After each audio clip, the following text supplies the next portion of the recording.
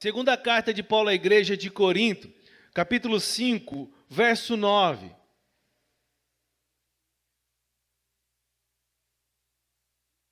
Diz assim a palavra do Senhor: pois que muito desejamos também ser-lhe agradáveis, quer presentes, quer ausentes, porque todos devemos comparecer ante o tribunal de Cristo. Repita assim comigo: todos. Todos. Todos é todos. Devemos comparecer ante o tribunal de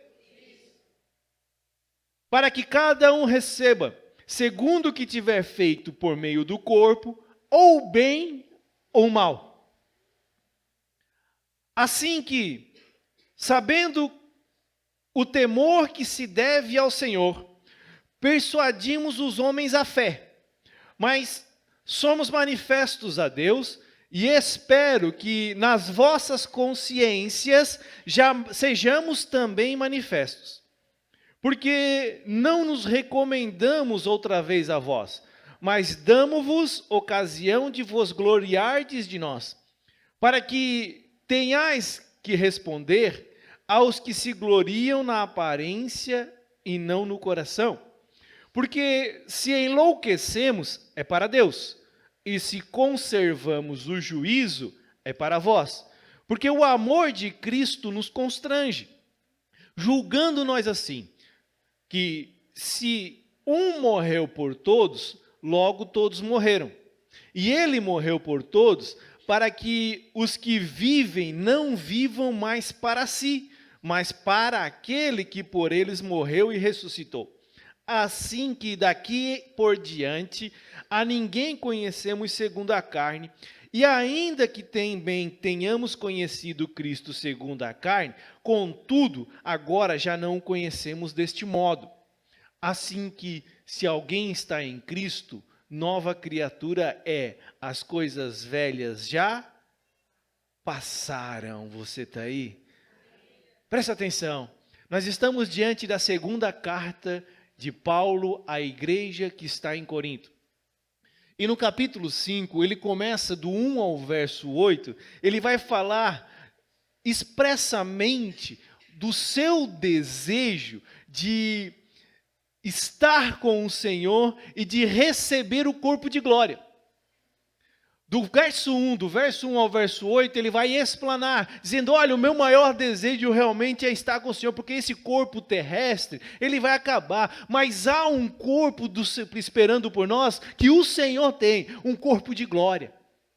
Então ele vem do verso 1 ao verso 8 explanando isso. E aí ele chega no verso 9 e ele vai dizer assim, ó: pois que, por causa disso, por causa desse anseio, por causa desse desejo, por causa dessa vontade de receber esse corpo de glória, nós também desejamos ser agradáveis a vocês, quer presentes, quer ausentes. Nós queremos então nos dedicar a vocês, Paulo está dizendo. Enquanto nós não recebemos, enquanto não chega o tempo, enquanto não chega esse momento, nós confiantemente que esse tempo vai chegar, nós desejamos ser agradáveis a vocês. Você está aí? E aí ele vai dizer no verso 10, porque todos nós devemos, olha só, todos nós devemos comparecer ante o tribunal de Cristo. Eu e você vamos comparecer diante de um tribunal, o tribunal de Cristo. E o tribunal de Cristo não é o tribunal do trono branco. Você está aí? O tribunal de Cristo acontece antes do tribunal do trono branco. O tribunal do trono branco vai ser para julgar os ímpios. Quem são os ímpios, pastor? Os ímpios são aqueles que não comungam da mesma fé de Cristo. Você está aí? Mas nós, repita assim comigo, nós, os cristãos, temos um Senhor. E o nosso Senhor vai nos julgar. Não é Deus, é Cristo. Por isso o tribunal de... E cada um vai receber o que fez por meio deste corpo. Irmão, presta atenção. Cada um de nós vai receber o que fez por meio deste corpo. Quer sejam coisas boas ou quer sejam coisas más. Então aquela história de que morreu, vamos rezar, ou hoje em dia ninguém mais fala rezar, que todo mundo fala orar, vamos orar para que ele encontre a luz, para que ele vá para a luz, para que ele... Não serve, irmão. Porque a partir do momento em que ele finalizou com esse corpo, o que o aguarda é o julgamento daquele que é o Senhor dele. E se ele fez coisas boas por meio desse corpo, se ele fez coisas más por meio desse corpo, é isso que ele vai ser julgado. Você está aí? Está pegando? E ele vai seguir falando aqui.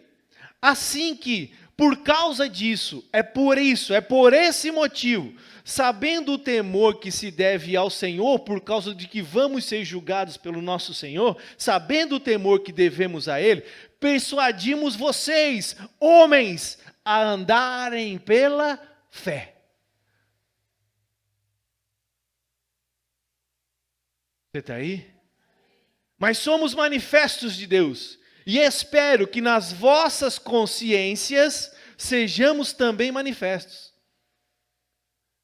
E ele vai seguir dizendo, porque não nos recomendamos outra vez a vós, mas damo-vos para que vos tenhais que responder aos que se gloriam, mas damo-vos ocasião de vos gloriardes de nós, para que tenhais que responder aos que se gloriam na aparência e não no coração.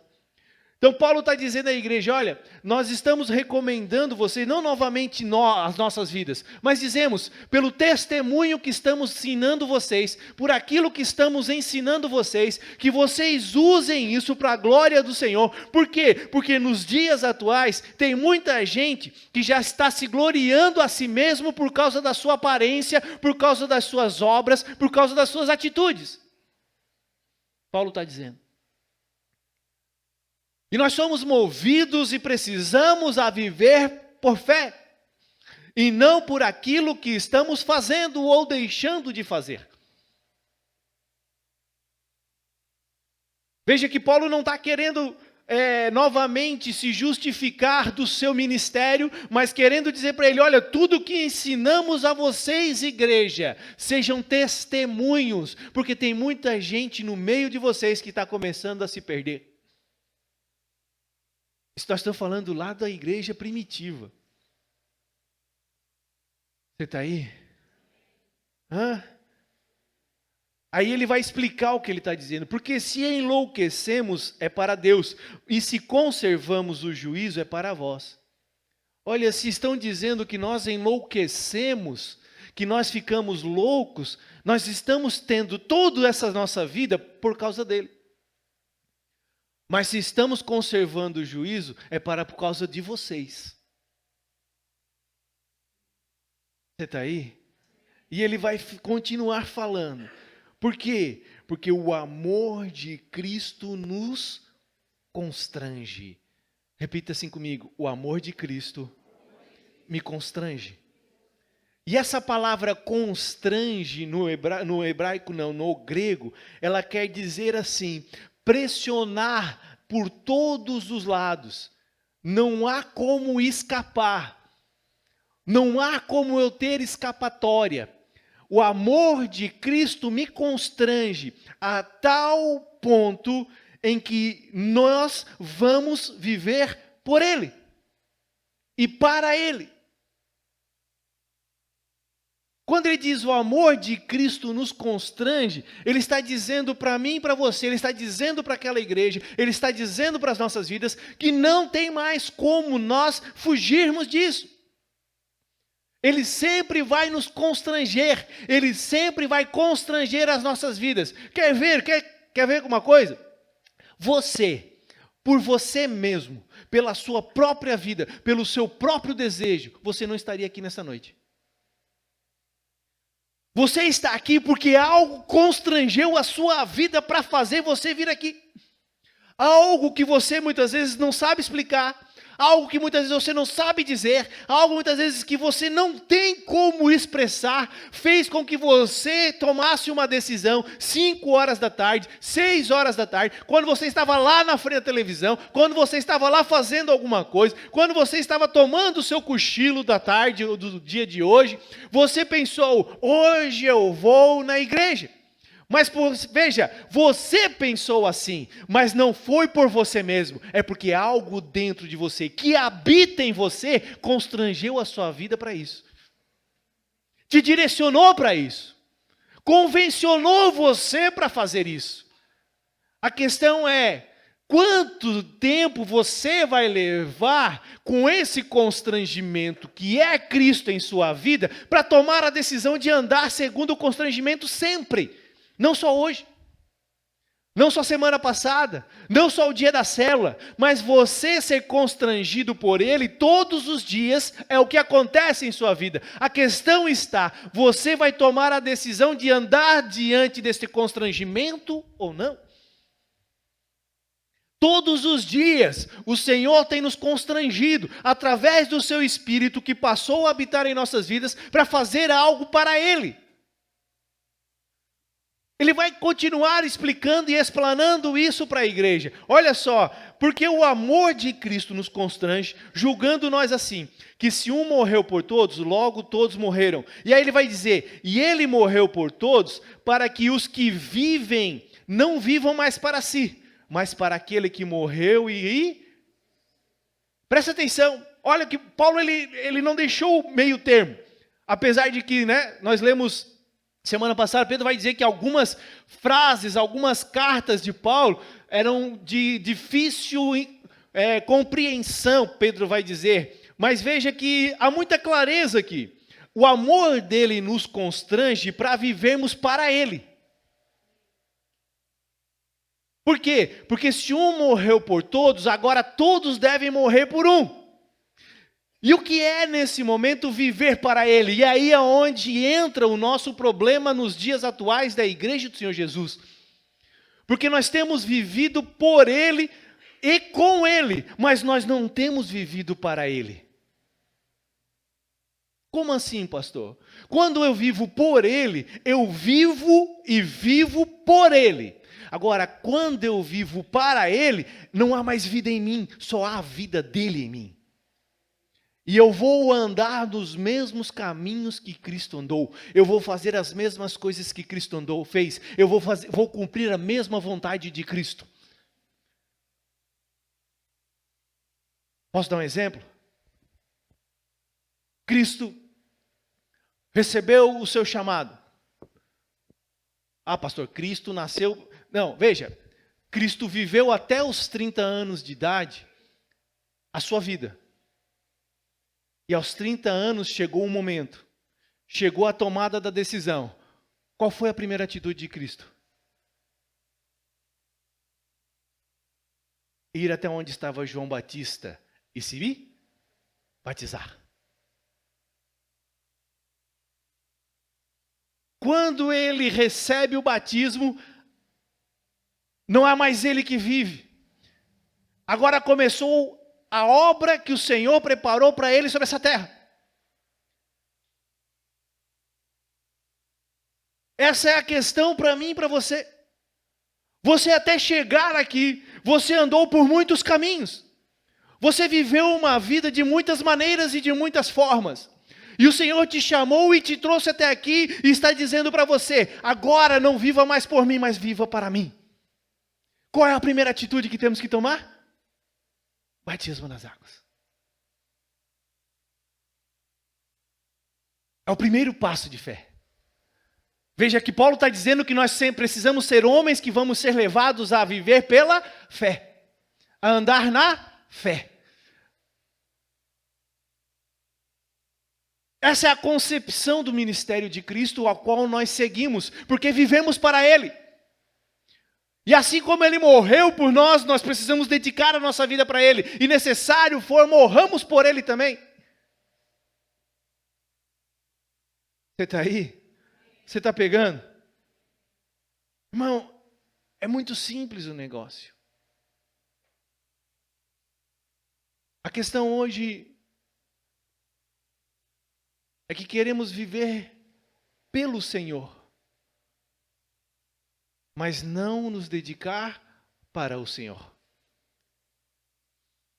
E aí que está a grande dificuldade nos dias atuais de tomar algumas decisões, muitas vezes simples de serem tomadas, quando eu não tenho muitas escolhas a serem feitas.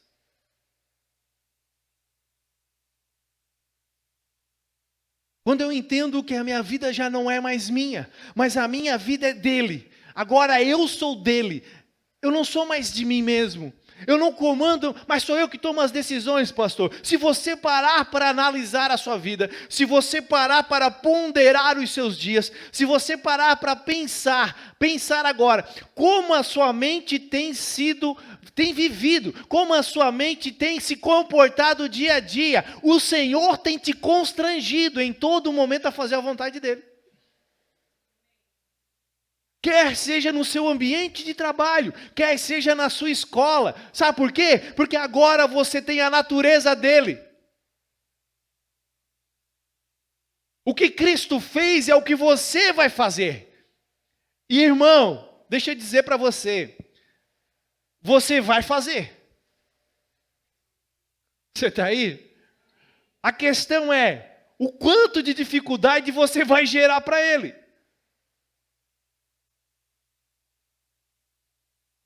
Não tem escapatória. Vira a pessoa do seu lado, dá um sorriso bem lindo para ela. Diz assim, você foi pego. Não dá mais para voltar atrás. Pegou?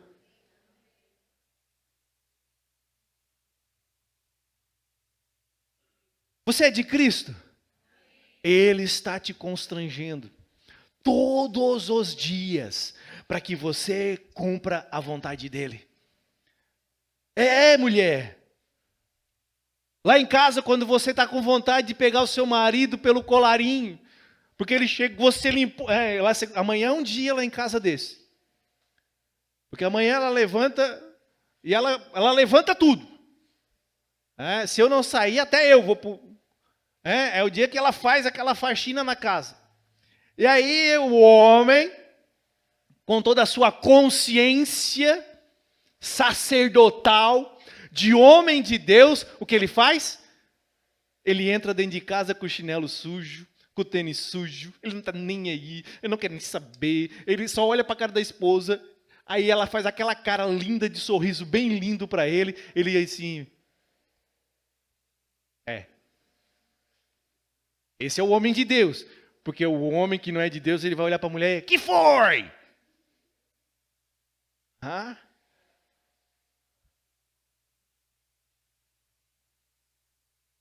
O Senhor está nos constrangendo a fazer a vontade dele em todo o momento, em todos os lugares. Irmão, não é aqui dentro da igreja.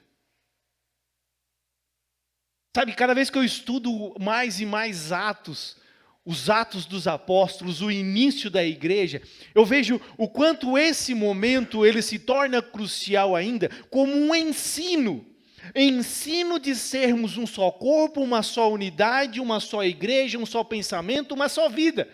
Mas a igreja não está aqui em si. A igreja está na sua vida, no dia a dia, com as atitudes que você toma a decisão de fazer, conforme ele está constrangendo você para viver. Ela no seu ambiente de trabalho, ela na sua escola, no lugar onde você for, é dentro de casa. Você todo o tempo, em todo instante, é constrangido por aquele que é teu Senhor. Sabe por quê? Porque ele vai encerrar lá. Ele vai dizer assim no verso 17. Assim que, se alguém está em Cristo, nova criatura é, as coisas velhas já passaram, tudo se fez novo. Presta atenção. Se você está em Cristo, você é uma nova criatura, você foi recriado em Cristo agora, para viver as coisas dele e a vontade dele. Esquece o passado, mas pastor, o meu marido é assim, a minha esposa o senhor não conhece, pastor, o senhor não conhece a minha mãe, irmãos, o Senhor conhece, não se preocupa. E assim como Ele está constrangendo a sua vida, Ele constrange a dessas pessoas também. Bom, o dia que eu tomei a decisão de parar de querer mudar a vida da minha esposa, e olhei para o Senhor, e entendi que Ele estava constrangendo a minha vida para cumprir a vontade dEle sobre essa terra, que é amá-la sobre todas as coisas, eu comecei a cumprir, ela mudou. Você está pegando? Sabe qual é o maior problema de um relacionamento que muitas vezes não vai para frente? É porque fica um querendo mudar o outro. Em vez de querer olhar para o Senhor e de ver o meu cumprimento e o que o Senhor constrange a minha vida.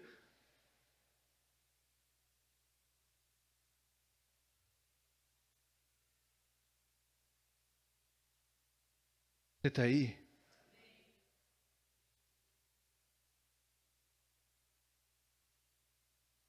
Você é a igreja do Senhor? Você é a igreja do Senhor sobre essa terra? Você é nova criatura. Pare de viver do passado. Pare de querer olhar para o passado. O Senhor tem uma obra na sua vida. E a obra que Ele tem não depende do seu passado. A obra que Ele tem depende de quem você é hoje. Daquele que você toma a posição de ser hoje em Cristo. A nova criatura em Cristo.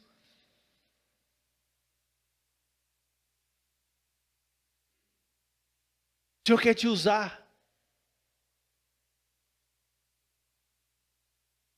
Você tem dono.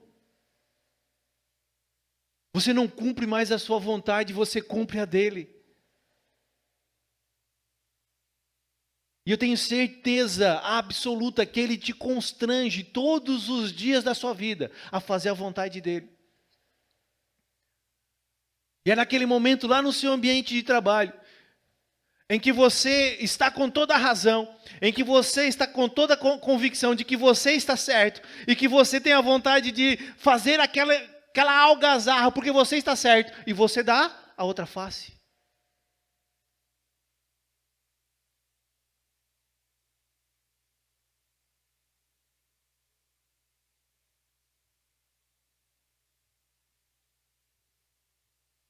E todas as vezes que você cumprir a vontade do Senhor, por mais difícil que seja aos olhos dos homens, eu digo para você, com 100% de convicção, você viverá a paz no seu coração.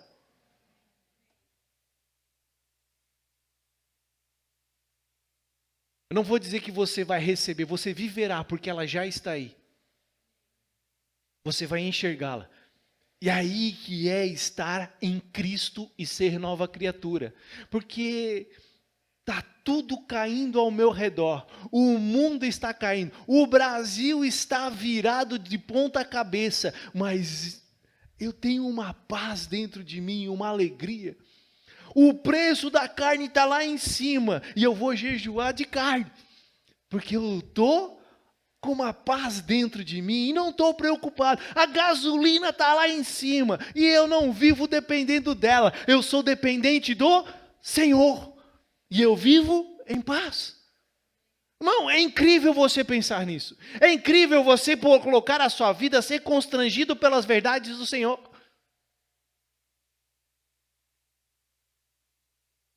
É você não olhar para as coisas deste mundo. É você não ficar preocupado com as coisas. Mas pastor, o preço da gasolina eu não vou conseguir andar. Consegue, irmão. Você não consegue andar de carro, mas você pode andar a pé, você pode andar de bicicleta.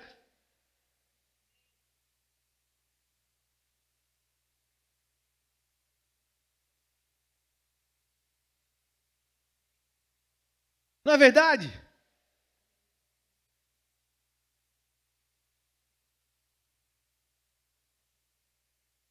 O preço que está a carne, pastor, assim, não, pode ser que você não consiga mais comprar picanha todo final de semana. Goldener.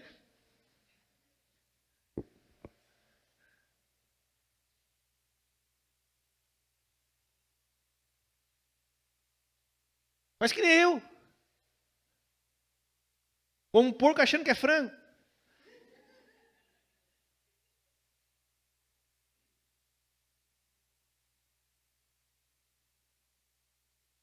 Lá no encontro estava o povo lá no encontro assim.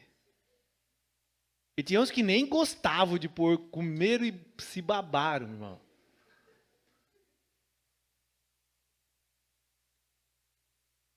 O que um tempero não faz?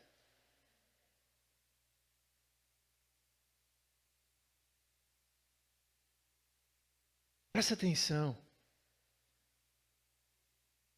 Você não está aqui por acaso. Você não foi gerado, não é nem escolhido. Você não foi gerado, você não foi concebido por acaso. Pode ser que seus pais não te quiseram, mas eu quero dizer para você que o Senhor, antes mesmo dos seus pais pensarem em você ou quiserem alguma coisa, o Senhor já tinha planejado você.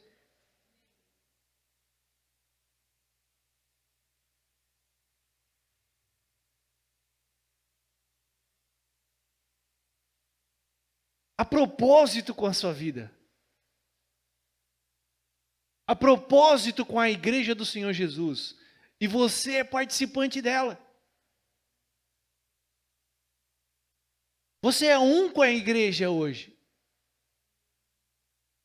Irmão, a pergunta que fica para você nessa noite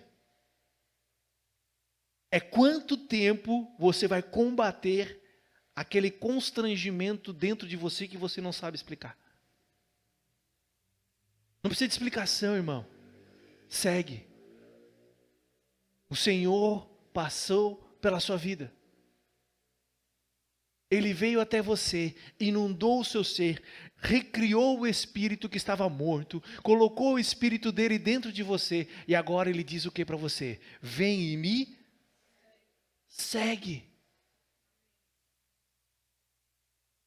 E aí está chovendo, e aí está nevando, e aí está caindo canivete, como falam por aí. Não importa, você continua seguindo ao Senhor, porque Ele se tornou o teu pastor.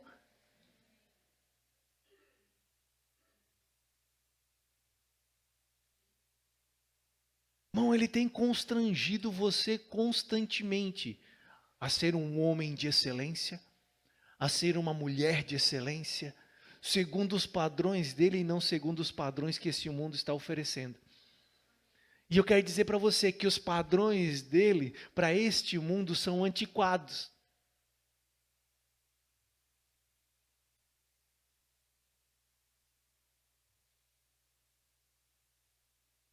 Mas o Senhor, Ele não muda. Ele continua o mesmo. Ele é ontem, hoje e será eternamente o Senhor. Ele não vai mudar. Ele não vai mudar a sua palavra para a sua vontade. É você que precisa segui-lo. É você que precisa se dispor a Ele. É você que está sendo constrangido por Ele.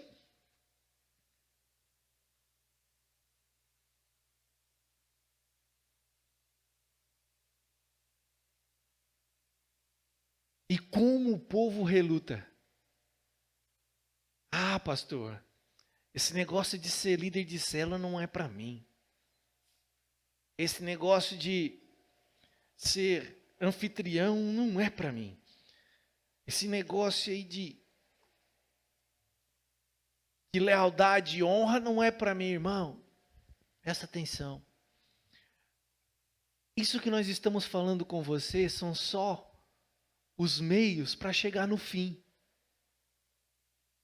No fim é você cumprir a vontade dele.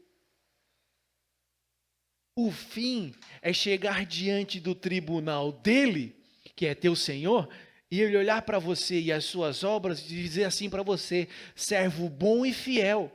Foste fiel no pouco, sobre o muito, vem cá que eu vou te colocar.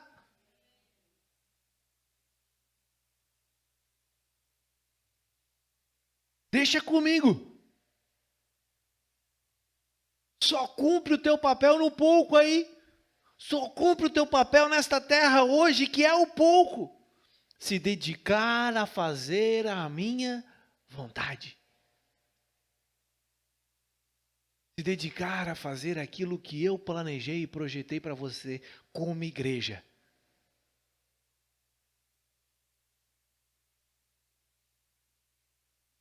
Você está aí? Se coloque de pé nessa hora.